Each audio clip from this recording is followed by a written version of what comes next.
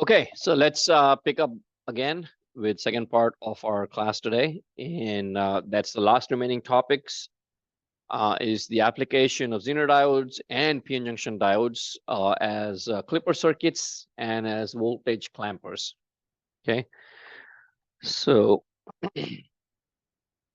let's look at what a clipper is and what's a clamper.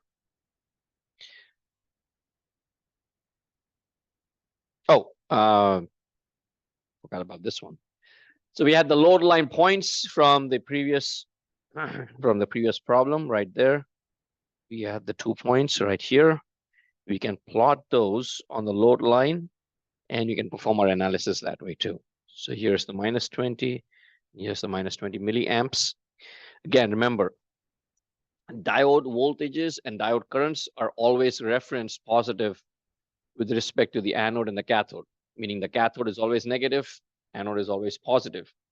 So Zener diode, by default, because it's working reverse bias, all voltages and all currents for Zener diodes will always have a negative reference. Otherwise, our mathematical equations would never balance out. Okay, so it's always a third quadrant, and this slope is exaggerated. I mentioned this before. For a Zener diode, the slope is pretty much almost like a straight line. Okay, so this slope is exaggerated. So if you are given any kind of circuit, we can analyze doing a load line analysis. We can analyze using the same techniques we learned for p-n junction diodes. Okay, we'd find the two values. This was the VD, and this was the ID for the Zener diode in the previous problem. And then if the Zener diode was rated at 10, we can find the operating point of that system. Okay. Let's see.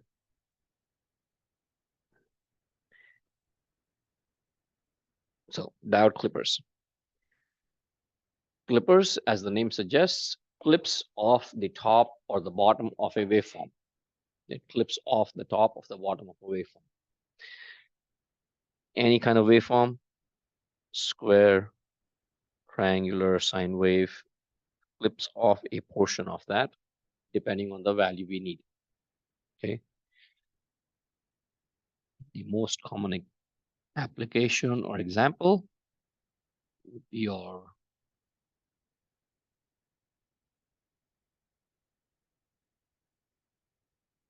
voltage surge protectors. Voltage surge protectors. Okay.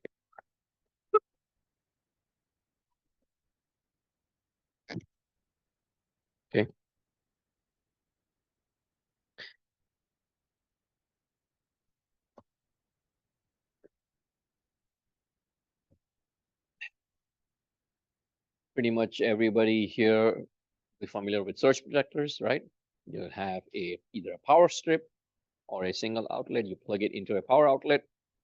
You plug your expensive electronic devices into there so that when voltage fluctuates, and voltage fluctuates all the time, especially during a thunderstorm, lightning strikes, the huge amount of voltage coming through your power lines, it could blow out your device. So we have surge protectors where we use diodes, either p-n junction diodes or Zener diodes that clips off a certain portion of the waveform, meaning, again, the application of the Zener diode was keep the output voltage constant irrespective of what the input is. So first we'll take a look at a circuit that uses simple p-n junction diodes to create a clipper. And next we look at Zener diodes that can do the same function. Okay. So diode is a one-way device, only allows current to flow in one direction. So if you look at diode A in this circuit, the anode of diode A is connected to the positive end of this power supply. Cathode is connected to the negative end. So here I'll mark it like this. And so right off the bat,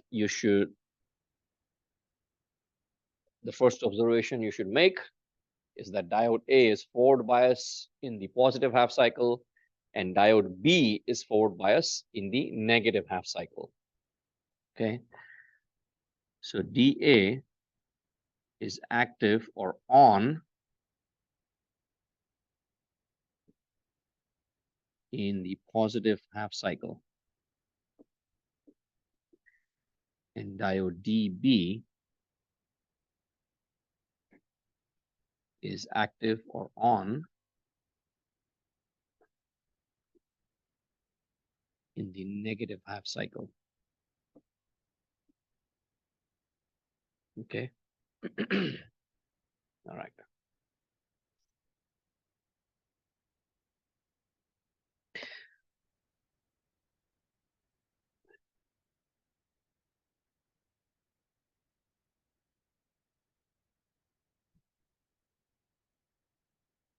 So far, so good, right?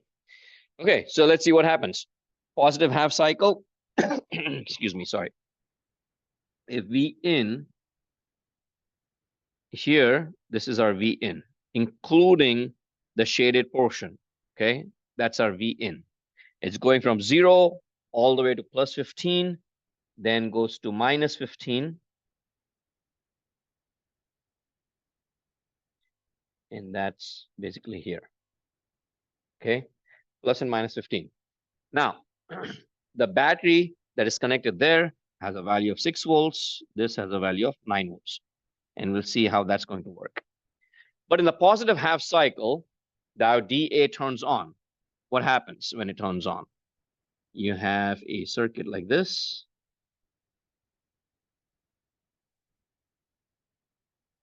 When we say DA turns on in positive and DB turns on in the negative half cycle, at the same time, it is implied, means I'm not stating it or writing it down, that they are both off in the other cycles.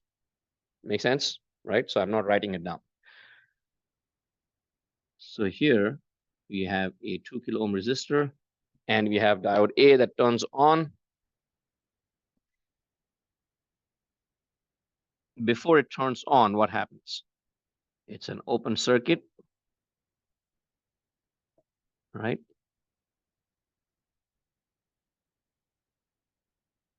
So here, because the cathode is connected to plus 6 volts,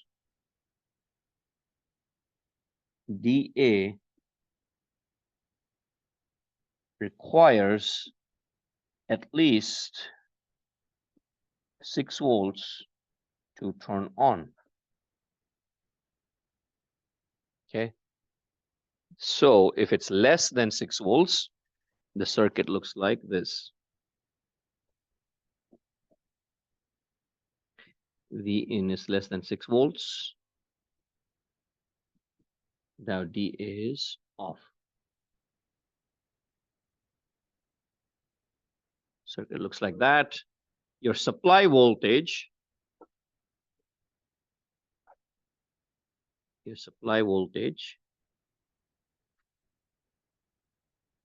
climbs, reaches a value of 6 volts. The diode turns on. When the diode turns on, what happens? What happens when the diode turns on? Think back to ideal diode analysis. Ideal diode, no forward bias voltage drop required for diode. If the diode turns on, you replace the diode with something. Short circuit. So diode becomes a short. When diode becomes a short, that 6 volt battery is connected directly to the output.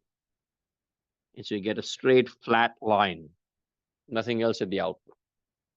Straight flat line. So your input cannot exceed more than 6 volts. Yes. If the positive battery goes to the out. Yes. Like this way. Mm-hmm. Oh. So diode. No.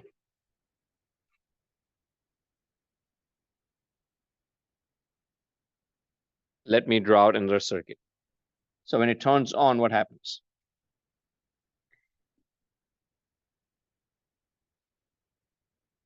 When you're performing this analysis, the only thing you should keep in mind is which end of the diode is higher. Is the anode higher than the cathode? If the anode is higher than the cathode, then it's on. If cathode is higher than the anode, it's off. So when your input signal is climbing, your cathode is at 6 volts. If the anode of the diode is less than 6 volts, that means it's off. If it's off, the circuit looks like this. It means whatever you're giving at the input appears at the output. Hence, you have this portion. Then the anode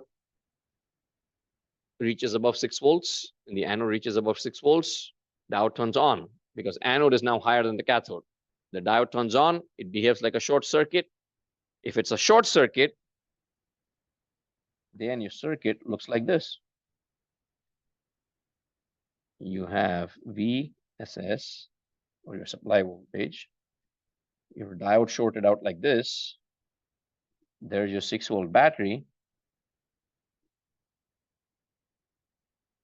And there's your V out. If it's a short circuit and 6 volts, it's connected directly across the V out. V out is a flat 6 volts, nothing else. Yes. I'm still a little bit lost, but if 15 is just passing, the pulse is passing by the 15 voltage, basically. Yes. That I think I see where the confusion is because you're trying to think of what is actually happening with the electrons and holes, and where is that energy going.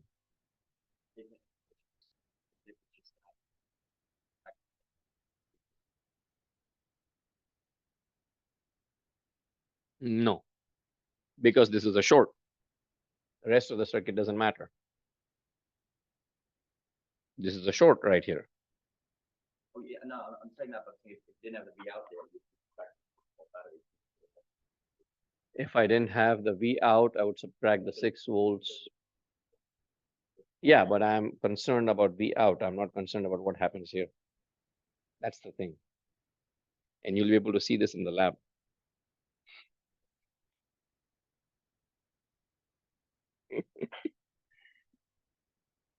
Anyway, so goes above 6 volts, meaning goes above the limit of the battery, the diode turns on. If the diode turns on, the battery is connected directly to the output, and the output simply sees the 6 volts of the battery. When the input signal falls below 6 volts, meaning falls below the level of the battery, then the diode turns off, the battery is disconnected from the output. So the output now follows the input. And so if you connect the positive and the negative together, the same thing happens. In the negative half cycle, diode DB turns on when this end goes lower than 9 volts. So when it goes lower than 9 volts, meaning minus 9.1, diode DB turns on, and 9-volt battery is connected to the output.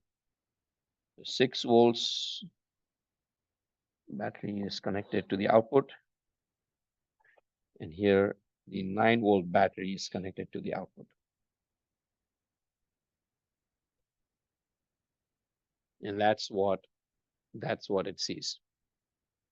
Okay, that's what it sees. Does that make sense? We are using simply the diode as an on-off switch. That's all. And the level we want to control, we apply a DC source voltage along with it. If you want only 6 volts at the output, we connect a 6 volts battery. If you want a 9 volt at the output, we connect a 9-volt battery. We don't want it to exceed that point. Okay, we don't want it to exceed that point. Yes.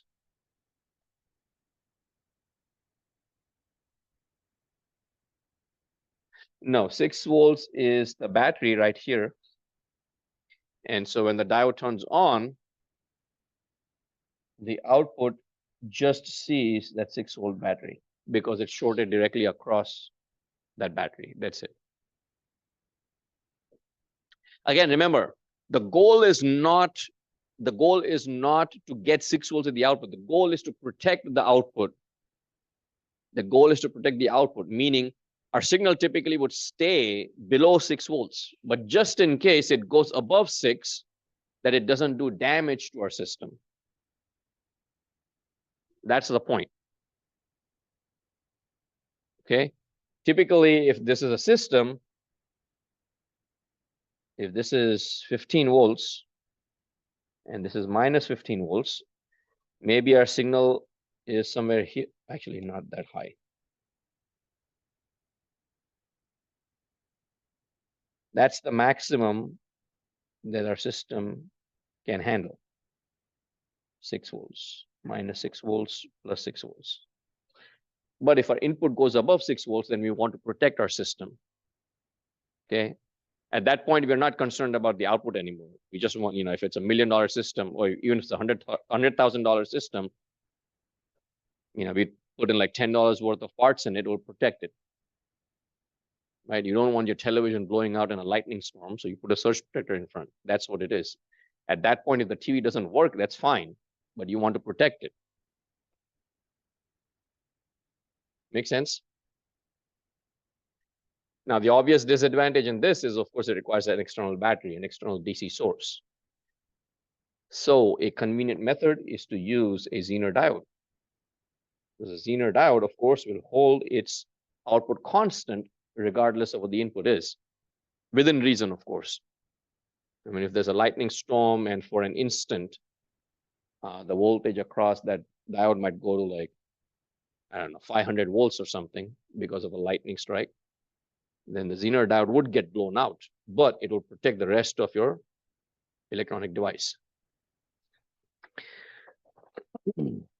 So the obvious disadvantage, as I said, is using a battery in there. Instead of using a battery, we can use a Zener diode. The principle of operation remains the same. You have a battery in there that gets connected to the output. Here, we have a Zener diode that begins conducting when the voltage goes above a set point. Right? Zener diode is connected in reverse bias. So for the positive half cycle, this branch is for the positive half cycle. This branch is for the negative half cycle. You have 3 diodes connected. I won't talk about that. So let's say if we use a real life example, and I use just the branch for the positive cycle, I have a diode right there. Oh, the other way around. The anode is at the top, cathode is at the bottom, and then I have a Zener diode connected in reverse bias. In this branch, what happens? My Zener diode is not going to turn on until the voltage at its anode goes below the cathode. And in this case, it's 9.4 volts. 9.4 volts, minus 9.4 volts. Right? So whatever I give at the input is going to turn up at the output. Zener diode's not going to turn on. Neither one of these diodes are connected to the circuit. Okay. So let's say this is 0.6 volts silicon diode. Okay. And you give an input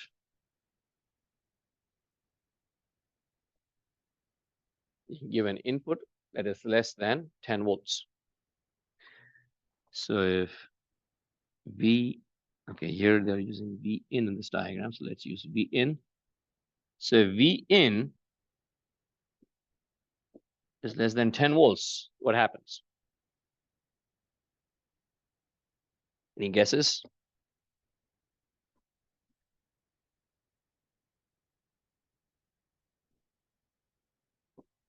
It's not going to turn on. Absolutely. That is correct. Right? Because the Zener is off. The Zener is off. It's not conducting. So diode D1 is also off. It's not conducting. Right? Similar to the battery. Similar to the battery. So V in is less than 10 volts. D1 is off. Your Zener is also off.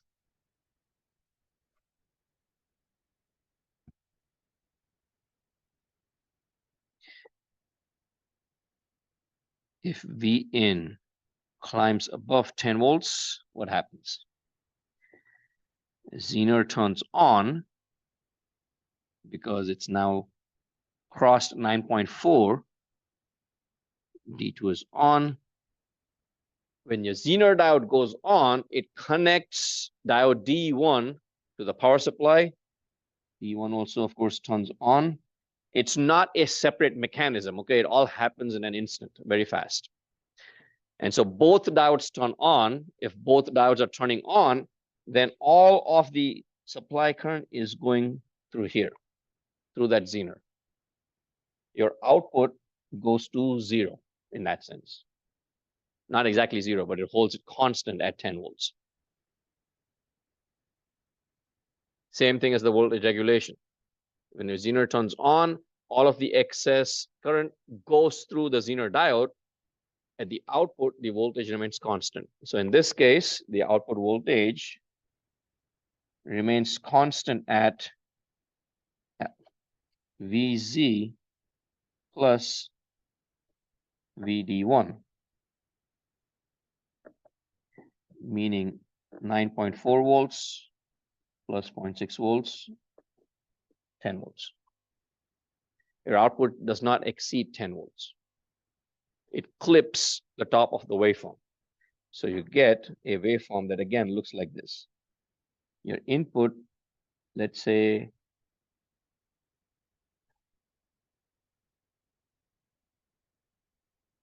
exceeds 10 volts. Maybe it goes to 20, perhaps. Then your output stays at 10 volts.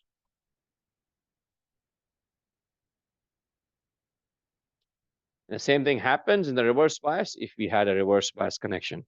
Here we don't have a reverse bias connection. We just have 3 diodes. If you connect 3 diodes in the reverse bias in the negative half cycle, all you have are 3 diode voltage drops. VD3 plus V out would be equal to VD3 plus VD4 plus VD5. Therefore, V out would be limited to 1.8 volts in the negative half cycle. Okay. Let's take a pause while you write it all down. Let me know if you have any questions.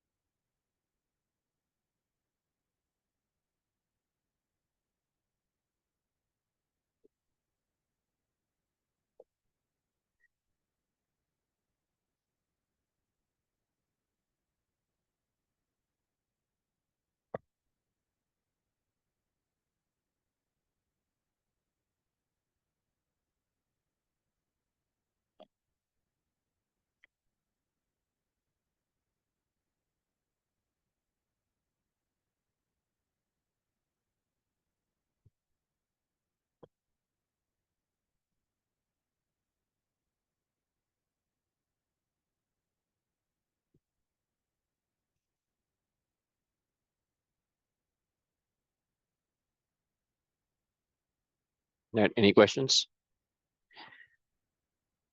Does the clipping function make sense? It's simply a matter of diodes turning on and off. That's all it is. If the anode is higher than the cathode, diode turns on. If the anode is lower than the cathode, diode is off. The opposite for Zener diodes, because Zener diodes work in reverse bias.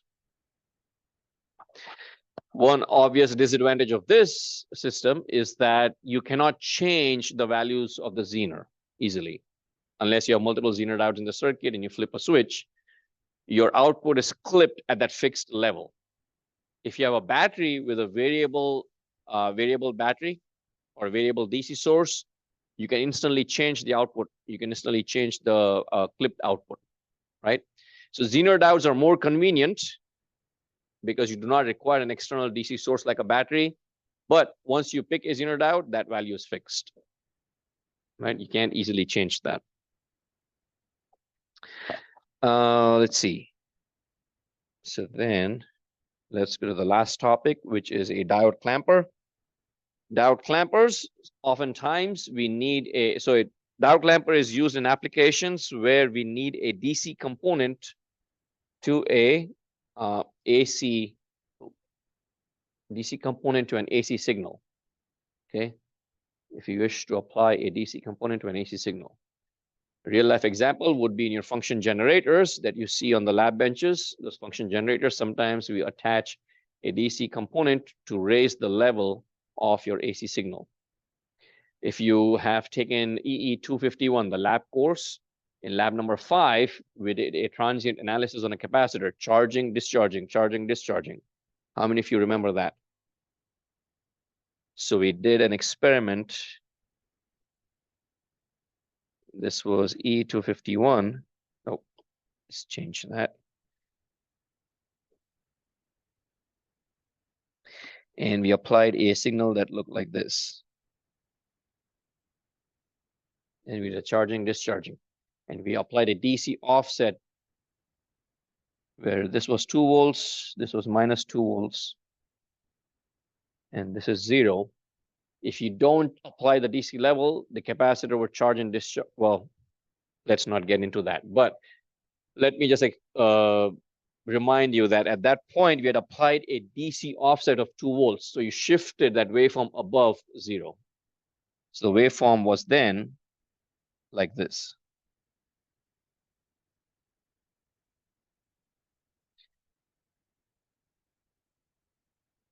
So your waveform went from 0 to 4 volts. You applied a 2 volt DC offset. You shifted the entire square wave above. Okay. Anyway, so to accomplish that, we have a clamper circuit. The clamper circuit would attach a DC voltage, a fixed DC voltage to your AC signal. Operation is straightforward. I'll explain it. You have a plus 5 volt battery in connection with the diode. Automatically means the diode is not going to turn on or off unless the anode is above that level. So the cathode is at minus 5 volts. Well, everything shifts down. Right? You have a battery, you're now pushing everything down. If you reverse the connection of the battery, it's going to clip it positive 5 volts. Right? Then the anode would be 5 volts less than the cathode. In this case, the cathode is connected to the negative end of the 5 volt battery. That means it's pushing it down. The positive peak of the waveform is pushed down. So in the positive half cycle, capacitor starts charging. You have plus minus this way, right? VC.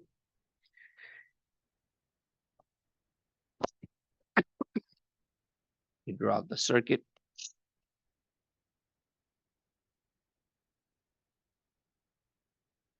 So you have a capacitor here. You have the diode here. And you have the 5 volt battery.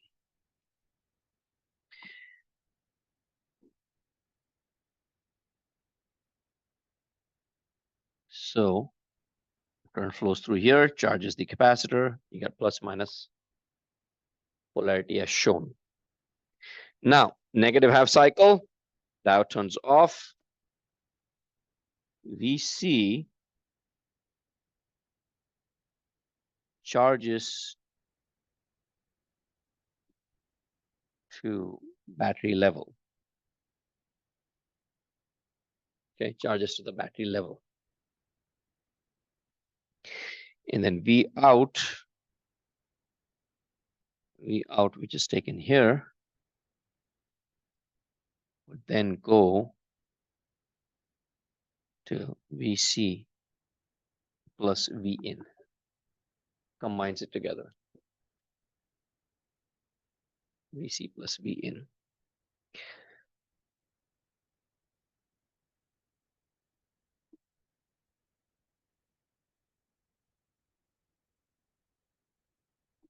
So this is a negative clamper.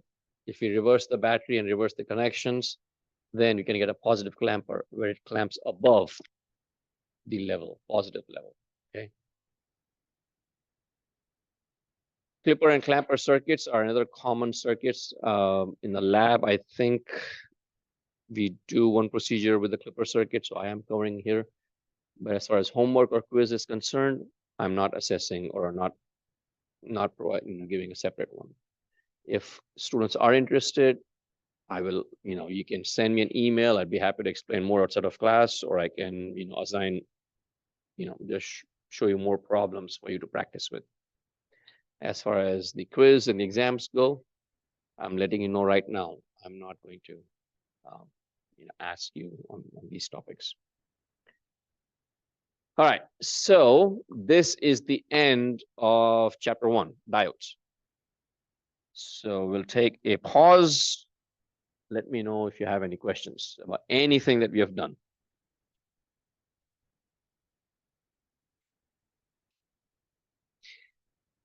There's a lot of information because a lot of circuits.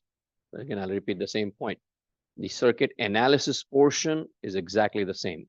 It's just the steps and the methods that you apply, or sorry, in what order you apply those analysis techniques, that's different. Okay.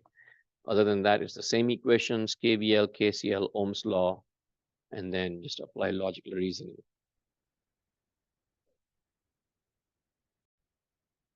Okay, if there are no questions, we'll end class here today.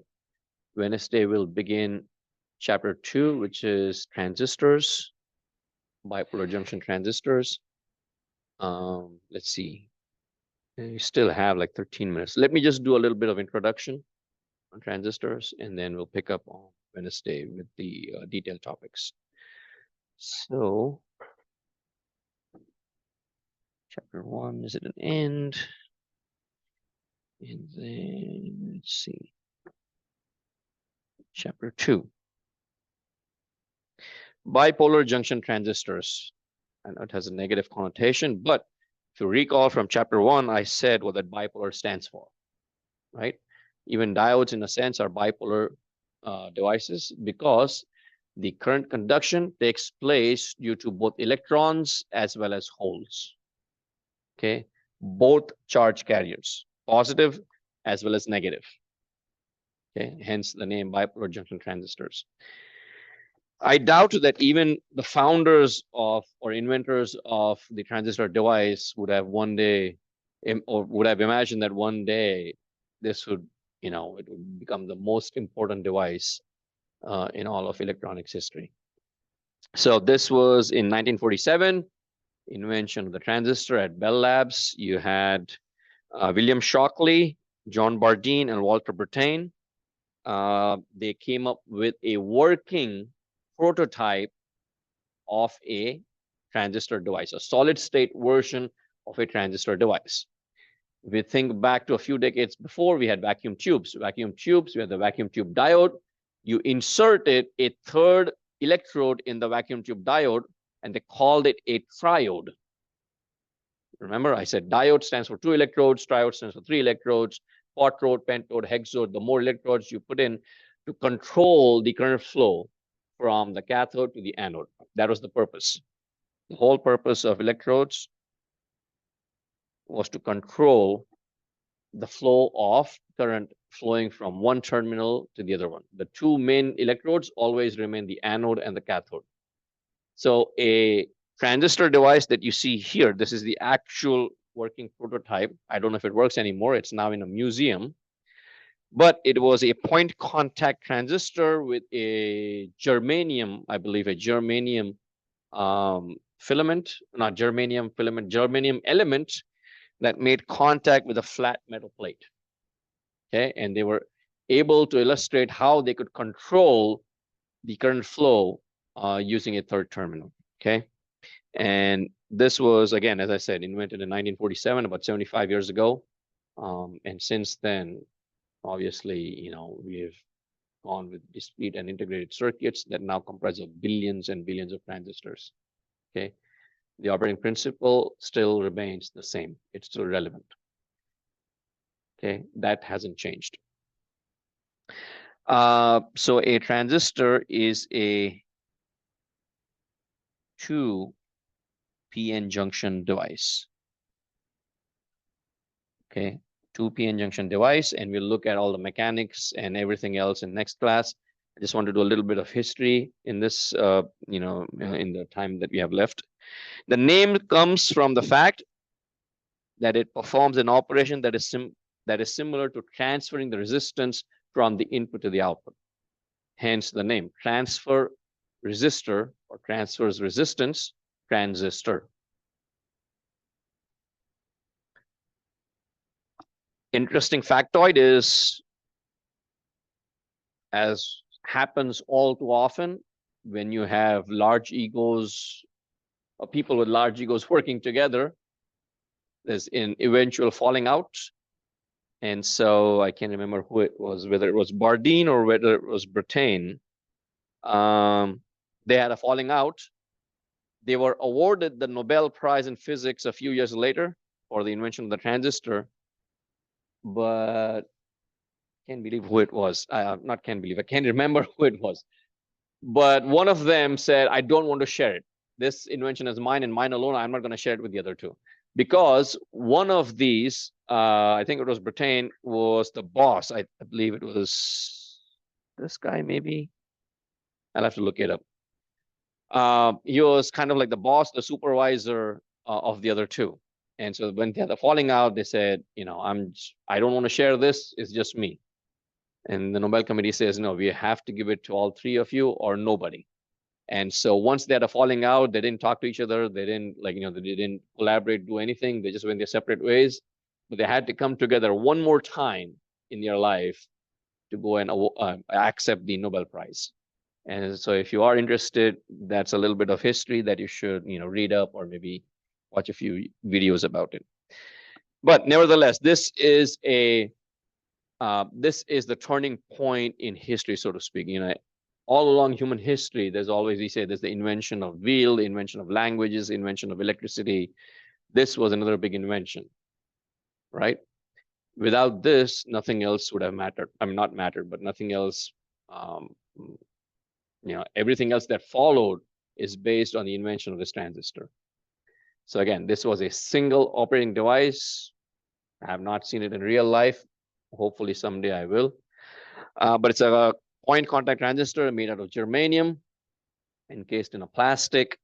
And again, it's connected to a metal plate attached to a voltage source. Small electric current passes through it and comes out the other side as an amplified current. Okay, this is the construction of a modern day solid state transistor.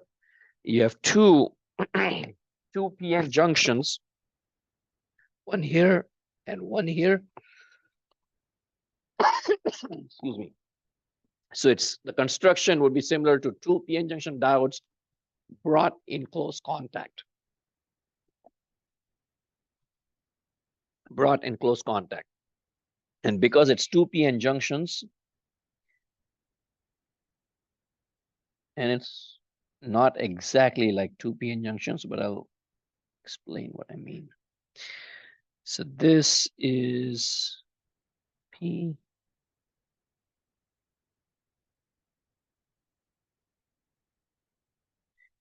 PNP, or you can have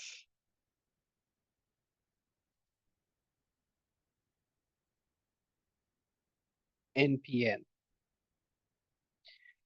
And there are differences in the operation, but for the most part, they both remain the same. Okay, the symbol of a transistor is shown here, indicating the three terminals. Excuse me, sorry. And each one of those terminals has a name that describes their function. C stands for collector, B stands for the base, E stands for the emitter, CBE. Whether it's an NPN transistor or a PNP transistor, those terminals remain the same. Okay. So I will stop right here. And we'll pick up here again on Wednesday. We'll go in depth into how this is constructed, how the device works, whether it's similar to a diode or not. And then I'm also, there's homework on Zener diode that's due tonight, and the quiz on Zener is due tomorrow. So get your homework done today. If you have questions, reach out to me. Do not wait until 11 o'clock tonight to get your questions answered. Okay. You might be working up late. I'll probably be up too. So if you have a question, just send me an email. I'm usually up to like midnight every night. So send me question, I'll answer, and then we'll have the quiz tomorrow. If you have any questions tomorrow, again, send me an email, get in touch with me. I'd be happy to answer any questions you have. Review the Zener diode regulator as soon as you get a chance, right? If you are taking the lab right now, you probably won't have a chance until after 3 o'clock, but review that problem, review the explanations.